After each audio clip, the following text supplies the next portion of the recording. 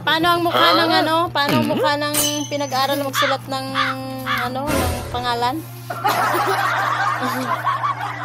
Oh, galit. Oh.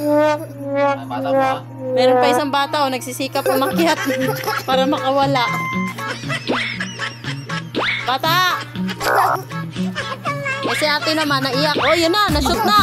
Ayun na, shoot na. Oh, sipag-sipag ni Ate Wendy oh, nagsusulat ng pangalan. With matching iyak. Not iyak. Ah, gayahin niya letter A. Dapat E. hindi not iyak-iyak. Not iyak-iyak. Oh. Hi ka nak, hi ka sa vlog nak. Hi. Ikaw day, hi ka day. Hi ka day. Day, hi ka day. Ayun na.